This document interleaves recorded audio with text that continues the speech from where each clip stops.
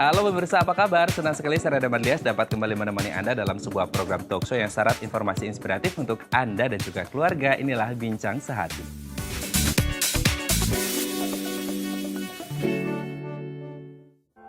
Ya pemirsa, saat ini Indonesia tengah mengalami COVID-19. Tapi di luar COVID-19 kita juga mengalami kasus DBD yang jumlahnya terus meningkat. Dan perlu kita tahu juga bahwa tingkat mortalitas dari DBD ini juga cukup tinggi. Oleh karena itu kita harus selalu waspada. Nah, inilah topik yang akan kita bahas hari ini, waspada demam berdarah selama pandemi. Namun sebelum kita membahas lebih lanjut tentang topik kita hari ini, kita akan membahas terlebih dahulu beberapa data dan fakta seputar DBD di Indonesia yang sudah kami rangkum dari situs tim gugus tugas COVID-19 per 3 Juli kemarin ya. Kita lihat yang pertama. Menurut Kementerian Kesehatan ada lebih dari 700.000 kasus selama tahun 2020. Wah, ini jumlahnya sangat luar biasa besar. Jadi kalau bisa kita mulai waspada dari diri kita sendiri, keluarga kita, dan lingkungan di sekitar rumah kita untuk menjaga kebersihan lingkungan dan lebih peduli terhadap lingkungan supaya jumlahnya tidak terus naik karena sudah 700.000 lebih kasus. Wah, ini sangat mengerikan sekali dan jumlahnya sangat tinggi sekali ya pemirsa ya. Oke, kita lanjut ke fakta yang kedua. Kasus DBD tersebar di 465 kabupaten kota. Wah, ini sangat luar biasa sekali ya. Indonesia sangat luas dan ternyata kasus DBD sudah tersebar di 465 kabupaten kota. Ini berarti hampir semua provinsi di Indonesia sudah ada kasus DBD. Oleh karena itu mau tidak mau kita harus lebih peduli terhadap diri kita dan juga lingkungan kita supaya tidak tersebar ke lebih banyak tempat lagi ya.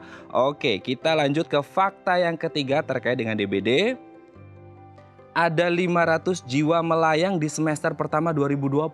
Wah, berarti 6 bulan pertama dari Januari sampai Juni kemarin sudah ada 500 jiwa yang melayang karena DBD ya. Kita harapannya adalah tidak ada lebih lagi korban jiwa yang meninggal gara-gara DBD. Oleh karena itu ya sekali lagi kita harus peduli terhadap lingkungan dan kebersihan di sekitar kita ya. Kita lanjut ke fakta keempat. Nah, ini yang juga harus diwaspadai pemirsa. Kasus DBD tinggi di wilayah yang terpapar COVID-19. Jadi kalau kita melihat data dari tim gugus tugas COVID-19, ternyata di tempat-tempat COVID-19 tertinggi ternyata juga terjadi kasus DBD yang tinggi. Nah, ini menjadi perhatian kita bersama supaya jangan sampai dua kasus ini terjadi di tempat yang sama seperti itu ya, COVID-19 dan juga DBD. Oleh karena itu kita harus lebih peduli terhadap lingkungan sekitar kita. Yang terakhir kita lihat fakta yang kelima.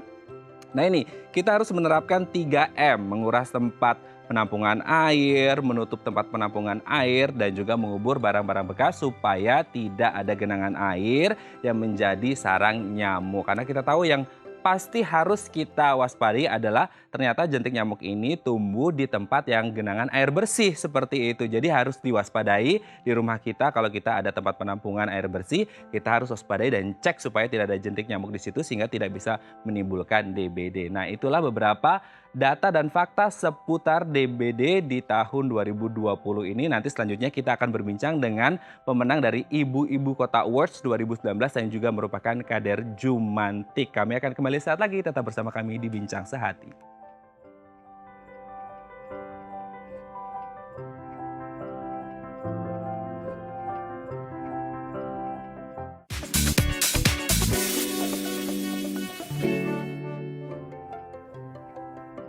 Baik, Anda masih bersama kami di Bincang Sehati dan kita masih membahas topik kita hari ini, waspada demam berdarah selama pandemi. Tadi di segmen 1 kita sudah membahas beberapa data dan fakta seputar DB di Indonesia. Nah, kali ini kita akan membahas tentang bagaimana sih sebenarnya kalau kita berbicara DB berarti ada kaitannya juga dengan PHBS atau pola hidup bersih dan sehat. Nah, untuk membahas seperti apa PHBS di warga Indonesia khususnya di Jakarta, saat ini kami sudah terhubung melalui sambungan Skype dengan Ibu Margareta Sofiana. Beliau ini adalah pemenang dari Ibu-Ibu Kota Awards 2019 dan juga merupakan seorang kader Jumantik. Kita langsung sapa. Assalamualaikum, selamat pagi. Bu Reta, apa kabar? Selamat pagi. Oke, Bu Reta, ini kan kita lihat di Indonesia tidak hanya pandemi COVID-19 yang terjadi, tapi juga kita harus waspada akan kasus demam berdarah yang juga jumlahnya juga cukup tinggi seperti itu, yang mungkin tidak terlalu terblow up di media seperti itu, tapi juga kita harus waspada. Nah, kalau kita berbicara tentang DB atau demam berdarah kan itu kaitannya erat sekali dengan PHBS atau pola hidup bersih dan sehat. Tidak hanya ke diri sendiri, tapi juga ke lingkungan sekitar seperti itu ya Bu Reta ya. Nah, kalau berbicara tentang PHBS, bagaimana sih Ibu melihat tingkat kesadaran warga untuk menerapkan pola PHBS ini sendiri khususnya di Jakarta? Ya. Kalau untuk di Jakarta itu gini, PHBS itu perilaku hidup bersih dan sehat ya. Mhm. Kesadaran masyarakat itu tergantung wilayah biasanya. Kadang-kadang ada yang memang sudah mengerti PHBS, menerapkan PHBS ya di rumah gitu. Seperti sekarang kan dalam masa pandemik seperti ini nih, PHBS-nya itu kan pasti harus rumah harus bersih, lingkungan harus bersih. Satu, kedua lagi pakai masker, jaga jarak, terus harus sering cuci tangan. Nah, untuk PHBS sekarang ini masyarakat, khususnya untuk Jakarta, alhamdulillah ya, sebagian saya lihat untuk di wilayah saya sendiri, alhamdulillah bagus gitu loh. Oke, kalau boleh tahu di daerah mana ini, Bu? Saya tinggal di daerah Cempaka Putih, Rawasari, Pak. Oke, di Cempaka Putih, Rawasari ya, seperti itu. Semoga ini juga menyebar ke tempat-tempat yang lain supaya PHBS-nya lebih merata seperti itu ya. Amin, amin, amin. Oke, tapi kalau kita berbicara tentang PHBS supaya ini merata, supaya semua orang disiplin, sebenarnya apa yang harus dibenahi ini Bu Reta untuk kemudian PHBS bisa diterapkan oleh semua masyarakat?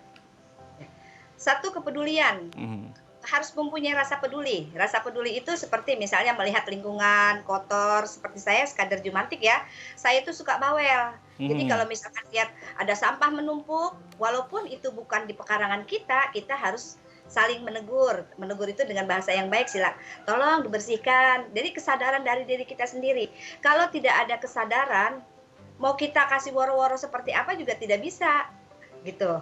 Jadi intinya sadar, sadar kalau hidup bersih itu berawal dari diri sendiri. Oke, kesadaran. Nah, ini mungkin satu kata yang mudah diucapkan, tapi di lapangan ini susah untuk diaplikasikan ini, Bu. Karena kita tahu apalagi kita tinggal di Jakarta, di kota besar, di mana warganya sudah dibilang individualis gitu, sendiri-sendiri gitu. Gue lolo bahasanya kan seperti itu di Jakarta kan hidupnya sudah sendiri-sendiri. Nah, kalau berbicara tentang kesadaran, sebenarnya bisakah masyarakat kita mengubah pola hidupnya menjadi lebih bersih dan sehat? Sebenarnya bisa. Hmm. Gini, jadi kan gini, kalau di kita itu kayak misalnya ada kerja bakti. Nah, ada kerja bakti. Jadi kita gini, kalau dia mau hidup sehat, ya berarti dia harus apa istilahnya ada peribahasa perilaku bersih hidup dan sehat gitu ya. Nah, itu diterapkan di rumah sendiri aja dulu deh, Hmm. gitu. Misalnya dia punya taman, dia punya kolam, itu harus dibersihkan. Terus dia melihat lingkungan atau dia lagi jalan. Kalau saya sih emang suka keliling ya, dibawa apa ke warga. Jadi kalau melihat orang meludah sembarangan, tegur, tolong jangan meludah sembarangan, misalnya seperti itu. Karena kita buang ludah aja itu kan udah kotor, terus buang sampah atau lihat ibu-ibu lagi ngumpul-ngumpul. Coba lagi ngumpul-ngumpul gitu deh pada ngurumpi, mending apa beresin tuh depan rumahnya, kayak segitu aja mungkin. Oke, daripada ngerumpi lebih baik bersih-bersih lingkungan gitu ya. Bener. Terutama ibu-ibu ini ya. Oke, tapi Bapaknya kan kerja bakti. oke, Bu Reta ini kalau kita berbicara tentang kesadaran erat kaitannya juga dengan kepedulian seperti itu ya. Nah, kalau berbicara tentang kepedulian katakanlah kalau konteksnya DB atau demam berdarah kan salah satunya adalah ketika ada genangan air di sekitar kita yang menjadi sarang nyamuk seperti itu. Nah, bagaimana Ibu melihat kepedulian warga ketika mereka melihat ada genangan air di sekitar rumahnya, di lingkungannya, apakah mereka peduli atau membiarkannya begitu saja? Kalau dilihat selama ini. Ya. Alhamdulillah. Nah, kayak sekarang ini kan di masa pandemik ini jumantik itu kan tidak boleh turun langsung ya. Tidak boleh turun langsung. Jadi mendatangi warganya itu untuk meriksa jentiknya. Si warga itu yang meriksa, kita yang mantau. Jadi kita di depan rumah, Ibu coba tolong dilihat. Misalnya gitu, bak mandinya takut ada jentiknya. Nah, kita arahkan. Jadi di sini itu antara kerjasama RT, RW, terus PKK, Jumantik, dan warga itu harus saling bekerja sama. Begitu melihat, jadi kita saling memberikan informasi. Misalnya kayak saya menyampaikan, Pak RT tolong ya, nanti kalau di sana misalnya ada rumah warga ataupun ada pot di kendangan, tolong dibersihin ya. Oh iya siap, misalnya seperti itu. Atau kita bicara kepada warganya sendiri, Bu nanti kalau misalnya ada genangan air, entah itu dispenser, entah itu di pot, tolong ya Bu, demi keamanan bersama supaya Ibu juga tidak kena DBD, bersihkan. Jadi kita kasih gitu aja. Oke. Itu pemahaman, edukasi ke warga kan seperti itu. Tapi kalau kita lihat di Jakarta, Bu, ini kan warganya sangat majemuk sekali. Ada yang memang warga asli Jakarta, ada juga pendatang. Bagaimana Ibu melihat rasa memiliki dari semua warga, entah itu warga asli Jakarta atau pendatang? Rasa memiliki, maksudnya bagaimana? Rasa memiliki ketika mereka harus peduli terhadap lingkungan. Nah, itu dia. Kembali lagi saya bilang, kadang-kadang gimana ya, nggak semuanya orang seperti itu memang ya. Tapi ya kita sebagai apa ya, kalau kita kayak saya misalnya sebagai jumantik ya kita jangan bosan ngasih tahu gitu aja. Mudah-mudahan dengan kita sering memberikan informasi bahwa apa DBD itu sangat bahaya di dalam masa pandemik ini, tidak hanya COVID yang bahaya, tapi ada DBD juga, ada TBC juga seperti itu. Jadi kita harus memberikan ya terus jangan bosan untuk memberikan informasi ataupun menegur gitu aja. Oke. Bu, tapi kalau kita lihat nih Bu ya, sekarang kan memang kita lihat ini masa pandemi seperti itu ya. Ada pandemi tadi Ibu bilang, pandemi COVID-19 iya, DB iya, TBC iya. Ini banyak sekali hal-hal yang harus dibenahi. Nah, sebagai kader Jumantik, bagaimana Ibu melihat tantangan apa saja yang dihadapi oleh Jumantik untuk mengedukasi warga terkait DB di lapangan? Nah, itu dia. Tantangannya sih sebenarnya nggak terlalu ini ya, cuman ya itu, bagaimana kalau buat saya sendiri, saya tuh merasa gimana ya, karena kan Jumantik itu tuh dalam masa pandemik ini kan turun tapi tidak bisa langsung ke warga gitu kan. Nah, itu agak susah juga memang. Jadi intinya kejujuran aja deh. Jujur sih yang punya rumah misalnya, nih warga, saya misal tanya, gimana nih udah dibersihin belum? Udah Bu, nah jujur kan. Kalau dia misalnya kagak jujur, misalnya situ ada jentik ya, terus dia bilang nggak ada, nah itu tantangannya sih sebenarnya kalau di masa pandemi ini agak susah. Susah-susah gampang ya. Kadang mengandalkan kejujuran. Oke, Iya. nggak perlu disembunyiin juga itu jentik-jentik nyamuk ya, harus dilaporkan. Iya, jadi kalau misalnya kalau saya kan emang suka keliling, jadi kalau saya itu meriksa itu paling yang di luar ya, yang di taman gitu. Misalnya ada pot, terus bawahnya kan suka ada tatakannya tuh. Nah, itu saya periksa atau tempat sampah, barangkali ada aqua yang tidak terpakai, terus ada gelasnya, ada airnya itu. Tapi kalau untuk masuk ke rumah warga kan belum boleh Jumantik, tapi kita mantau dari pintu aja. Bu, jujur, ada nggak jentiknya gitu kan? Kalau Ibu jujur, ada jentiknya bilang ada, kalau nggak ada bilang nggak ada. Karena Ibu jujur, kejujuran Ibu itu menentukan. Nanti kalau misalnya ada yang DBD, kita nggak tahu Bu. Paling gitu. Oke, terakhir Bu Reta, apa yang ingin disampaikan ke masyarakat supaya ini tidak terjadi DBD, apalagi di masa pandemi seperti saat ini? Ya, saya sih hanya menghimbau kepada masyarakat, khususnya di DKI ya, tolong. Jadi kita harus bersih itu, sehat itu dimulai dari diri kita sendiri. Nah, kita harus jujur dalam arti kata, coba tolong PHBS-nya harus dilakukan, harus dilaksanakan. Kedua lagi, harus punya rasa kepedulian. Nah, kepedulian itu tidak hanya mesti di rumah kita sendiri, tapi begitu kita lihat keluar ada genangan air, tolong dibuang atau dilihat atau dilaporkan seperti itu. Dan di masa pandemik ini saya minta tolong kepada warga, tolong pakai masker. Ini di wilayah saya ini banyak yang juga belum pernah ada yang pakai masker. Masker dikasih sama pemerintah ya, sama gubernur, tolong dipakai. Terus tolong lagi jangan sering banyak ngumpul-ngumpul. Itu aja. Nah, jangan sering banyak ngumpul-ngumpul. Saya tuh sedih banget kalau saya keluar lihat ngumpul-ngumpul ngerumpi. Yang ibu-ibu lah yang ini. Saya bilang kalau dilarang marah. Iya. Kayak gitu.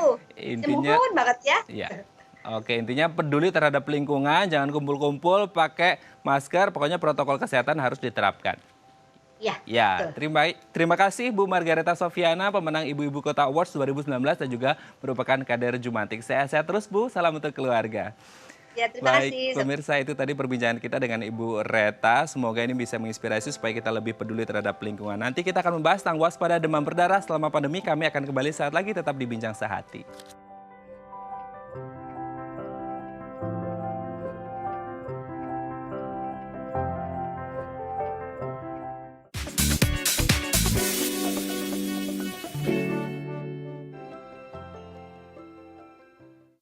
Karena masih bersama kami di Bincang Sehati dan kita masih membahas topik kita kali ini, waspada demam berdarah selama pandemi. Bagi Anda yang memiliki pertanyaan, Anda bisa menghubungi kami di nomor 0212903244 atau DM Instagram kami di @bincangSehati.tv. Anda juga bisa menyaksikan acara ini secara langsung live Instagram kami di @bincangSehati.tv. Dan telah hadir bersama kami di studio Bincang Sehati Dr. Surya Wijaya SPPD, spesialis penyakit dalam dari Rumah Sakit Royal Taruma. Kita langsung sapa. Halo Dok, apa kabar? Ya, selamat pagi. Selamat pagi. Kabar baik. Kabar baik ya Dok Ya, ya. terima Selamat datang di kasih. Bincang Sehati Dok. Ya, terima kasih. Dok, kalau kita berbicara tentang demam berdarah, apa itu sebenarnya demam berdarah? Apalagi kita sekarang lagi panik-paniknya pandemi COVID-19, tiba-tiba kita lihat data dari tim gugus tugas, demam berdarah juga tingkat kasusnya tinggi dan mortalitasnya juga agak tinggi juga ini Dok. Sebenarnya demam berdarah itu apa sih Dok? Oke, ya. Jadi kalau demam berdarah sendiri, ini sebetulnya dia adalah suatu infeksi virus yang disebabkan oleh virus dengue namanya. Nah, virus dengue ini disebarkan oleh nyamuk yang menggigit manusia. Biasanya nyamuk dari golongan Aedes. Oh, oke. Nah, virus demam berdarah ini kalau di manusia dia akan menyebabkan penyakit demam. Nah, spektrum dari demam berdarah ini luas. Bisa hanya demam dengan gejala seperti batuk pilek, atau bisa sampai perdarahan spontan dan gangguan organ. Itu yang berat sehingga disebut demam berdarah. Nah, demam berdarah ini juga endemis di Indonesia. Oke. Terutama di negara tropis. Kita ini kan negara tropis di Asia Tenggara ya. Jadi memang jumlah kasus dan kematiannya juga cukup tinggi. Oke, berarti di negara tropis memang tingkat kasusnya pasti akan selalu tinggi seperti itu. Relatif akan tinggi. Kalau kita lihat semua negara tropis, baik dari Afrika, Asia Tengah sampai Asia Tenggara ini zona yang kita bisa bilang zona merah untuk demam berdarah. Oh, oke. Tapi kalau tadi dokter sebutkan ada sempat gejalanya demam, Iya. nah, apalagi Dok batuk ya? Apa? Demam terkadang bisa seperti batuk pilek, dan yang sangat menonjol pada demam berdarah ini adalah nyeri-nyeri di sendi, sakit kepala, dan sakit di belakang mata biasanya. Oh, oke. Kalau seperti demam batuk pilek ini kan sebenarnya warga jadi agak sedikit parno nih ketika kita berbicara tentang pandemi COVID-19 di mana gejalanya agak-agak mirip kan? Betul. Demam, batuk, pilek seperti itu. Ada gejala yang membedakan sekali signifikan tidak antara demam atau batuk pileknya si DBD dengan COVID? Oke, jadi kalau untuk demam berdarah sendiri, dia demamnya itu cukup khas. Jadi demamnya adalah demam yang naik tinggi mendadak. Jadi bisa di pagi hari kita masih beraktivitas, masih bisa berolahraga, tapi di sore hari bisa tiba-tiba sudah menggigil demam sampai 38,5, 39, dengan sakit kepala yang berat, nyeri-nyeri sendi. Ya, dan untuk demam berdarah sendiri ada pola khusus dari demamnya yang dikatakan bentuknya seperti pelana kuda. Jadi demamnya akan naik di hari pertama sampai ketiga, lalu dia akan turun pada hari keempat, kelima, keenam, dan akan naik lagi di hari keenam sampai ketujuh. Oke, berarti harus diwaspadai lagi. Kalau udah turun jangan senang dulu ya, karena harus diwaspadai karena bisa naik lagi di hari berikutnya seperti itu ya. Betul, dan saat dia turun justru itu adalah fase yang lebih berbahaya pada demam berdarah. Oh, kenapa berbahaya itu, Dok? Ya, jadi kalau pada demam berdarah saat demamnya turun biasanya itu tempatnya adalah saat di mana terjadinya trombosit yang paling rendah dan ada kebocoran dari cairan-cairan di dalam pembuluh darah dan kemungkinan terjadinya komplikasi gagal multi organ dan perdarahan spontan biasanya terjadi di fase tersebut. Oke. Ini kan agak mengerikan juga kalau warga tidak teredukasi dengan baik ketika turun, sudah berarti DB-nya sudah mulai menurun, sudah mulai baikan. HP harus lebih waspada seperti itu ya Dok ya. Nah, kalau melihat kasusnya ini kan agak lumayan serem, ini warga harus teredukasi dengan baik. Nah, pertanyaannya kemudian ciri-ciri nyamuknya seperti apa? Apakah nyamuk seperti biasa yang kalau kita tidur malam kita tepok-tepok gitu kan? Atau seperti apa sih Dok? Ada ciri khusus tidak nyamuknya? Oke, jadi kalau kita bicara nyamuk yang sebagai faktor demam berdarah, ini adalah nyamuk Aedes. Yang paling banyak adalah Aedes aegypti yang kita tahu, tapi ada juga yang namanya Aedes albopictus. Untuk nyamuk Aedes ini sendiri, dia biasa nyamuknya ukurannya lebih kecil. Warnanya sekitar hitam coklat-coklat sedikit, dan di punggungnya itu biasa ada garis putih. Di punggungnya ada garis putih? Di punggungnya kalau kita lihat ada garis putih, dan di bagian badan, di bagian perut dan kakinya ada belang-belang hitam putihnya. Untuk nyamuk Aedes aegypti ini seringkali lebih banyak berada di dalam rumah. Mereka sering hinggap di pakaian-pakaian yang digantung ataupun di kontainer-kontainer air yang ada di rumah. Kalau untuk yang Aedes albopictus ini lebih banyak berada di daerah taman, di tanaman-tanaman yang rimbun biasanya di situ. Untuk nyamuknya sendiri, kalau dulu kita kenal nyamuk demam berdarah katanya lebih banyak menggigit di pagi dan sore hari. Nah, itu dia. Tapi ternyata ke belakangan sini nyamuk ini didapatkan aktivitasnya bisa juga menggigit di siang maupun malam hari. Oh, Betul. berarti kalau dulu ada anggapan kalau kita tidur siang digigit nyamuk bisa jadi itu DB. Ternyata tidak juga, sekarang sudah lebih luas lagi. Luas, bisa satu hari mereka bisa tetap aktif meskipun memang jauh lebih aktif di pagi dan sore hari. Tapi kita harus tetap waspada.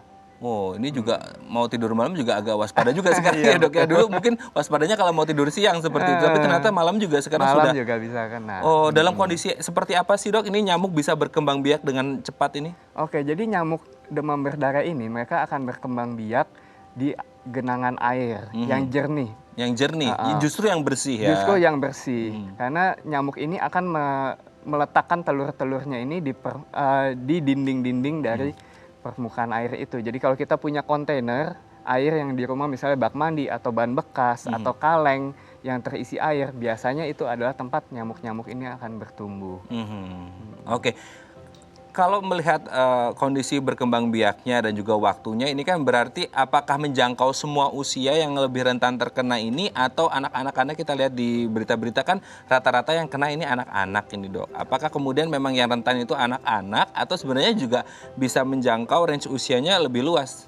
Oke, jadi kalau untuk usia sebetulnya demam berdarah ini bisa menginfeksi segala usia, baik dari anak-anak sampai orang dewasa. Namun seringkali memang gejala yang lebih berat dirasakan oleh anak-anak. Karena mungkin kita tahu demam berdarah itu terutama obatnya adalah minum air yang cukup. Sedangkan kalau anak-anak kalau sedang sakit untuk makan dan minum saja mereka sulit. Betul. Sedangkan kalau kita yang lebih dewasa kita tahu meskipun rasanya tidak enak, mulut lagi pahit, tapi kita bisa tetap minum. Dan mungkin daya tahan pada anak-anak juga belum sekuat pada orang dewasa. Ini menyebabkan gejala yang dialami oleh anak-anak ini lebih berat biasanya. Oh oke. Nah kalau ngomongin tentang gejala, ada beda tidak sih dok gejala yang dialami oleh anak-anak dan juga orang dewasa ketika mereka mengalami DB? Kalau untuk gejalanya sendiri, sepertinya selama yang saya tahu tidak ada perbedaan yang signifikan. Iya. Jadi semuanya demam yang tinggi disertai dengan pegal-pegal, sakit kepala. Cuma mungkin kita orang dewasa lebih tahan lah ya. Karena mungkin imunitasnya lebih tinggi juga. Betul, ya? imunitasnya juga lebih tinggi. Oke, saya sempat dengar beberapa orang juga bilang mereka agak susah membedakan antara tifus dan DB. Ini gimana ini? Oke, ya jadi memang tifus dan demam berdarah ini adalah dua penyakit demam yang cukup endemis di Indonesia. Ya, di negara kita ini sebagai negara tropis kebetulan ya. Tifus ini juga banyak di tempat tropis. Bedanya itu kalau kita lihat adalah pola demamnya dulu yang Polanya pertama. Iya, dimana kalau demam berdarah ini demamnya tadi yang saya bilang dia akan naik mendadak tinggi. Sedangkan pada tifus biasa demamnya itu naiknya perlahan. Ya, jadi hari pertama mungkin 37,5, hari kedua 38 dan badannya sudah tidak enak. Sedangkan demam berdarah tadi paginya mungkin bisa olahraga, sorenya sudah ambruk. Ya, lalu kita lihat juga dari gejala penyertanya. Untuk tadi demam berdarah lebih sering gejala penyertanya itu berupa nyeri-nyeri sendi, sakit kepala, sakit di belakang mata. Tapi kalau untuk tifus gejala penyertanya itu biasa lebih di perut. Ya, jadi bisa mual, muntah, lalu kurang nafsu makan, lidahnya pahit, bisa kadang diare atau kadang juga konstipasi gitu. Oke. Kalau demamnya tipes dan demamnya DB, ini lebih tinggi demamnya DB berarti? Untuk demam DB ini biasanya lebih tinggi karena demam karena virus itu biasa lebih tinggi disertai dengan chills atau menggigil. Sedangkan tifus demamnya akan naik perlahan-lahan. Kalau dulu sebelum ada obatnya tifus juga bisa demam sampai 40, tapi sekarang biasanya di 38,5 orang sudah datang ke dokter dapat obat. Biasanya tifus itu sudah tidak mencapai 40 lagi kalau diobati di awal. Tifus juga ada chills-nya nggak? Tifus bisa chills juga kalau demamnya tinggi. Oh, oke. Berarti memang hampir mirip-mirip seperti itu ya. Betul. Ya, edukasi lagi seperti itu. Betul. Tapi apakah pasien DB ini selalu mengalami trombosit turun? Kalau untuk trombosit turun sendiri, itu sebetulnya adalah kejadian yang umum pada infeksi virus. Trombosit dan sel darah putih dua-duanya bisa turun. Pada demam berdarah, trombosit dan darah putih ini akan turun juga. Namun bedanya demam berdarah ini, dia dapat mengakibatkan penurunan trombosit yang jauh lebih signifikan dibandingkan dengan infeksi virus lainnya. Jadi biasanya pada hari ketiga, keempat, kelima, itu trombosit pada demam berdarah akan turun menukik dengan cukup tajam. Dan ini yang seperti yang tadi saya bilang, fase kritisnya. Nah, itu Di saat fase. kita merasa sudah sehat, tidak ada keluhan lagi, justru trombositnya saat rendah-rendahnya. Oke, ya ini menjadi edukasi yang penting bagi warga untuk kemudian terus diedukasi tentang DB ini sendiri yang juga tingkatnya Iya. menaik terus ini jumlah kasusnya di Betul. Indonesia. Baiklah, nanti kita akan lanjutkan perbincangan kita. Baik pemirsa, bagi Anda yang memiliki pertanyaan, Anda bisa menghubungi kami di nomor 021 290 32644 atau Anda bisa DM Instagram kami di @bincangsaati.tv. Kami akan segera kembali.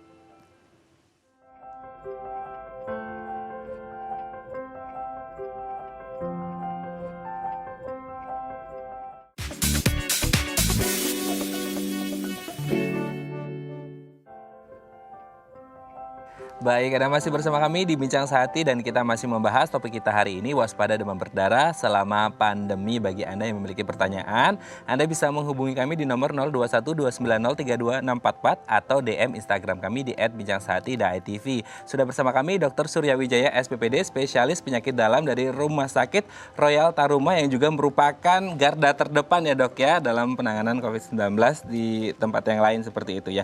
Oke dok, kalau kita berbicara tentang DB, demam berdarah ini sendiri, sampai dinyatakan kritis itu di fase seperti apa, di kondisi seperti apa? Oke, jadi kalau untuk demam berdarah sendiri kita harus membedakan yang namanya fase kritis dan kondisi kritis. Oh, beda. Ya, karena fase kritis itu adalah yang tadi saya bilang fase di mana trombosit ini sedang turun-turunnya. Oh, oke. Dan komplikasi-komplikasi demam berdarah seperti perdarahan spontan, shock atau penurunan tekanan darah biasa terjadi di fase ini. Tapi kalau kondisi kritis ini adalah kondisi klinis dari pasien kita, di mana pasien itu bisa mungkin tidak bisa makan, mual muntah hebat, tekanan darahnya turun, atau terjadi perdarahan masif yang spontan. Itu adalah kondisi kritis di mana pasien ini harus dirawat di rumah sakit. Iya. Oke, tapi kalau berbicara tentang kondisi pasien kan sekarang mungkin lagi banyak yang takut untuk ke rumah sakit nih dok. Iya. Ketika mereka mengalami gejala yang, aduh kayaknya ini dokter sudah yang disampaikan tadi ini kayaknya saya ada gejalanya deh ke DB gitu. Tapi kok saya takut mau ke rumah sakit, itu gimana nih penanganan di awal? Ya, jadi kalau untuk demam berdarah sendiri, ini juga salah satu penyakit yang bisa berakibat fatal, terutama kalau datangnya sudah terlambat. Kita tahu memang sekarang pemerintah maupun petugas kesehatan semua perhatian tertuju kepada COVID-19. Tapi kita harus ingat juga sebelum COVID ini ada, demam berdarah ini sudah menjadi masalah di Indonesia. Nah, jangan sampai fokus kita kepada COVID ini mengalihkan kewaspadaan kita terhadap demam berdarah, karena demam berdarah ini juga berbahaya dan juga dapat mengakibatkan kematian.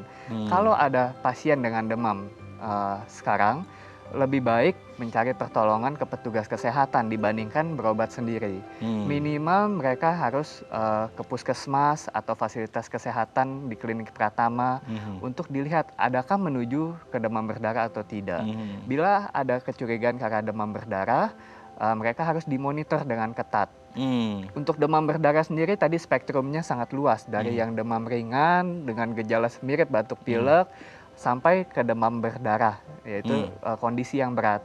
Nah, untuk yang kondisi ringan ini bisa rawat jalan, tapi harus dimonitor juga trombositnya minimal sehari atau 2 hari sekali. Sehingga kalau trombositnya turun sampai di bawah 100.000, pasiennya ini harus dirawat inap. Gitu. Oke, dok, ini sudah ada DM di Instagram kita akan coba lihat ke layar untuk melihat seperti apa pertanyaannya dari @putri_dewi01.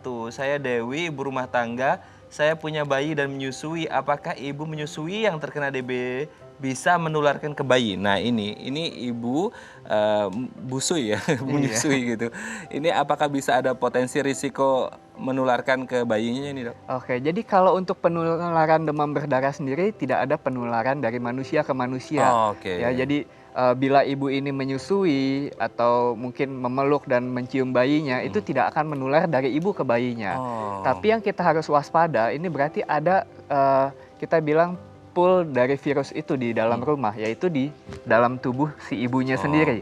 Sehingga bila ada nyamuk demam berdarah yang menggigit si ibu lalu kemudian menggigit si bayi, itu dapat terjadi perpindahan virus dari ibu ke bayi. Tapi kalau untuk menyusui dari air susu sendiri tidak ada masalah. Oke, berarti sudah terjawab ya Ibu Putri ya. Berarti bayinya aman seperti itu. Ya. Kalau ya harapannya juga Ibu Putrinya tidak terkena DB ya. Pokoknya intinya pola hidup bersih dan sehat harus terus diterapkan ya. Bu Putri semoga bisa menjawab pertanyaannya. Tapi kalau kita kembali lagi ke DB, jika di penyakit lain ada komplikasi, DB ada tidak sih, Dok? Ada, dan komplikasi pada demam berdarah ini bisa dari ringan sampai berat. Komplikasi yang berat yang sering kali kita takutkan adalah perdarahan spontan yang masif, bisa di saluran cerna ataupun mimisan, gusi berdarah dan yang lainnya. Tapi komplikasi demam berdarah ini tidak terbatas pada perdarahan saja. Demam berdarah ini bisa juga terkena ke liver atau ke hati, lalu ke sistem saraf pusat atau di otak yang menyebabkan penurunan kesadaran, kejang, dan yang lainnya juga bisa terjadi pada demam berdarah. Dan yang utamanya adalah kebocoran dari pembuluh darah di mana air ini keluar dari pembuluh darah sehingga tekanan darah kita bisa turun dan ini mengakibatkan penyaluran atau perfusi darah dari jantung ke organ-organ vital yang lainnya itu menurun, sehingga mengganggu fungsi organnya sendiri. Oke, Dok, ini sudah ada yang telepon juga ini sepertinya banyak yang khawatir dengan DB. Kita coba angkat telepon kita. Halo, selamat pagi. Dengan siapa di mana? Pagi. Selamat pagi. Saya dengan Tini di Cengkareng. Dengan Ibu siapa, Bu? Tini. Ibu Tini di Cengkareng ya? Iya, betul. Oh ya, Bu Tini di Cengkareng, silakan, Bu. Jadi katanya kan kalau orang-orang bilang kalau DBD itu kan harus banyak makan jambu klutuk ya sama kurma madu ya, Dok ya. Nah itu seberapa banyak sih kita harus konsumsinya, apa pagi siang sore, dan naikin trombositnya itu sampai pengaruhnya seberapa banyak gitu. Oke, dokter ada yang ditanyakan atau sudah jelas? Sudah Jelas ya. Baik, Bu Tini di Cengkareng kita akan coba jawab. Jambu klutuk itu mungkin jambu merah ya, Dok ya? Jambu merah. Jambu merah dan kurma madu untuk menaikkan trombosit ya tadi kalau tidak salah. Gimana itu, Dok? Sebetulnya kalau kita di kedokteran, kita tidak menggunakan kedua hal tersebut untuk menaikkan trombosit. Yang pasti pada demam berdarah ini trombosit itu akan turun. Tapi trombosit ini biasanya dia akan naik kembali dengan sendirinya. Oh, alami ya? Alami. Yang penting itu adalah dijaga supaya cairan di dalam tubuh kita tetap cukup. Nah, salah satu kenapa disarankan untuk jus jambu misalnya atau kurma madu karena kalau kita hanya minum air putih saja itu tidak menggantikan yang namanya elektrolit atau garam yang ada di dalam badan. Dan kalau kita minum jus itu sudah ada air, elektrolit, gula, dan energi juga untuk badan kita. Lalu penyerapan dari air itu juga dibantu dengan adanya gula dan elektrolit yang terdapat pada jus-jus tersebut. Tidak harus jus jambu, tidak harus kurma madu, bisa air kelapa, bisa jus jeruk, bisa jus apel, dan jus yang lainnya. Cuma memang kalau di masyarakat kita banyak anggapan bahwa jambu klutuk ini membantu untuk menaikkan trombosit. Sebetulnya trombosit itu akan naik dengan sendirinya pada saatnya nanti. Oke, berarti semoga bisa menjawab pertanyaan Bu Tini yang ada di Cengkareng ya. Ini sebenarnya trombosit itu bisa naik secara alami asalkan cairannya juga terpenuhi di dalam tubuh. Nah, kalau seperti jambu merah, jambu klutuk atau kurma madu untuk menggantikan elektrolit yang hilang seperti itu. Menggantikan elektrolit dan cairan serta juga gula karena seringkali kan orang kalau lagi sakit kita nggak nafsu makan. Betul. Itu bisa membantu untuk masuk kalori sedikit-sedikit di dalam tubuh. Oke, semoga bisa menjawab pertanyaan Bu Tini di Cengkareng ya, Bu ya, dan tetap jaga kesehatan, tetap menerapkan pola hidup bersih dan sehat. Oke, Dok, kalau kita berbicara tentang DB kan ini ada kaitannya erat dengan imunitas. Nah, apakah kemudian dampaknya yang terjadi ketika imunitas kita terserang, terutama DB ini sendiri? Oke. Jadi kalau untuk demam berdarah dan imunitas sendiri, virus demam berdarah ini tidak secara spesifik menyerang sistem imun kita. Tidak seperti virus HIV misalnya, yang dia memang secara spesifik menyerang sistem imun. Tapi pada demam berdarah ini dapat terjadi reaksi imun justru. Reaksi imun yang berlebih di mana sel-sel imun yang ada di dalam tubuh kita itu, sel-sel pertahanan tubuh ini mengeluarkan yang namanya zat-zat radang. Zat radang ini yang menyebabkan gejala pada demam berdarah. Kalau pasien sudah pernah mengalami demam berdarah sebelumnya, lalu terinfeksi lagi oleh demam berdarah, biasanya respon dari sel-sel imun kita ini akan berlebihan. Ini akan menyebabkan pengeluaran zat radang yang lebih banyak dan kondisi klinis yang lebih berat biasanya. Oke, tapi kalau berkaitan juga dengan imunitas, sebenarnya ketika orang mungkin pas lagi imunnya lagi turun terus kemudian digigit nyamuk tadi, otomatis itu risikonya juga lebih besar kan, seperti itu. Tapi pertanyaannya kemudian adalah, saya juga sering dengar ini dok, apakah orang yang sudah kena DBD tidak akan kena DBD lagi? Gitu. Sama halnya dengan kalau saya juga sering dengar itu adalah cacar gitu kan. Kalau udah kena cacar nggak akan mungkin kena cacar lagi. Kalau udah kena DB nggak akan mungkin kena DB lagi. Ini nggak tahu itu mitos atau fakta. Coba minta tolong dijelaskan langsung oleh dokter ini. Jadi kalau demam berdarah sendiri, kita kenal virusnya ada 4 tipe yang endemis di Indonesia, virus Dengue 1, 2, 3, dan 4. Saat kita terinfeksi oleh virus Dengue 1, biasanya akan terbentuk kekebalan tubuh terhadap virus Dengue 1 yang bertahan seumur hidup. Oh, seumur hidup. Dan terdapat yang namanya kekebalan silang antara virus Dengue 1 ini yang melindungi terhadap Dengue 2, 3, dan 4. Tapi biasanya hanya sekitar 1 sampai 2 bulan setelah infeksi Dengue 1 ini. Jadi bila saat ini kita terinfeksi oleh demam berdarah yang disebabkan Dengue 1, mungkin 3 bulan kemudian bila kita digigit oleh nyamuk yang mengandung Dengue 2, 3, atau 4, kita tetap bisa terkena demam berdarah. Tapi kalau yang Dengue 1 nggak akan bisa? Dengue 1 tidak.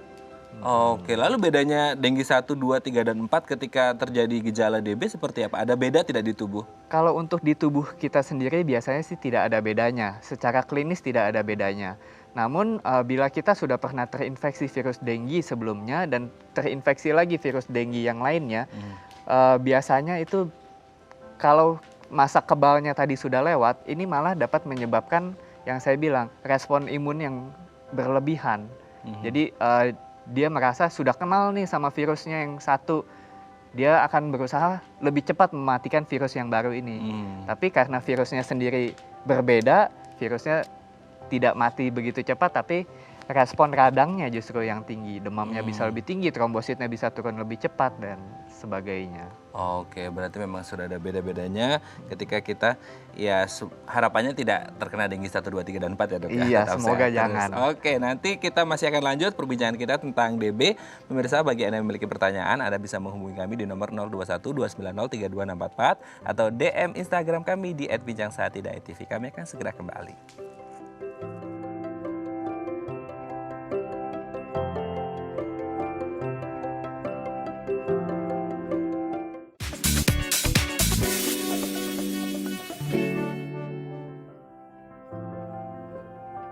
Baik, Anda masih bersama kami di Bincang Sehati dan kita masih membahas waspada demam berdarah selama pandemi. Oke, di segmen terakhir ini kita akan membahas beberapa tips untuk melihat seperti apa supaya kita tetap bisa menjaga kesehatan kita terutama di masa pandemi dan DB ini sendiri ya dok ya. Kita lihat ke tips kita yang pertama.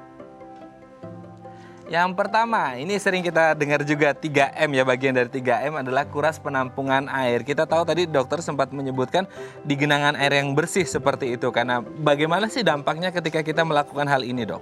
Oke, jadi karena nyamuk-nyamuk ini akan berkembang biak di penampungan-penampungan air, terutama yang ada di dalam rumah atau di sekitar rumah. Kalau kita menguras airnya itu akan mengurangi perkembangbiakan dari nyamuknya sendiri.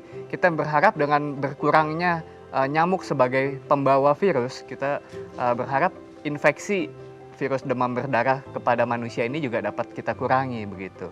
Oh, oke. Memang berarti ya intinya adalah kesadaran kita untuk peduli terhadap lingkungan seperti itu ya. Betul. Karena kalau kita nggak peduli, apalagi untuk diri sendiri sama keluarga kita ya, masa Iya. sih kita mau memelihara itu jentik-jentik nyamuk ya dok ya. Iya, betul.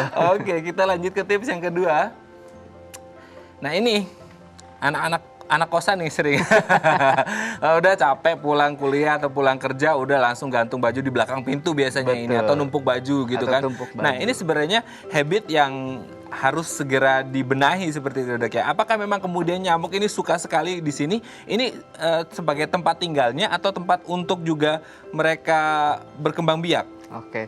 Kalau untuk baju sendiri, biasanya ini adalah tempat nyamuk-nyamuk ini sering hinggap di dalam rumah. Jadi tempat mereka tinggal di situ, tapi bukan berkembang biak. Karena untuk berkembang biak, telur nyamuk ini membutuhkan air untuk bisa menetas. Sehingga tadi perkembang biakannya adalah di kontainer yang air. Dia taruh telurnya di pinggir dari kontainer dan telur itu akan berkembang di airnya. Sedangkan kalau untuk baju-baju ini adalah tempat di mana nyamuk-nyamuk ini sering hinggap dan bersembunyi di dalam rumah, terutama untuk nyamuk Aedes aegypti yang tadi ya, yang lebih sering berada di dalam rumah.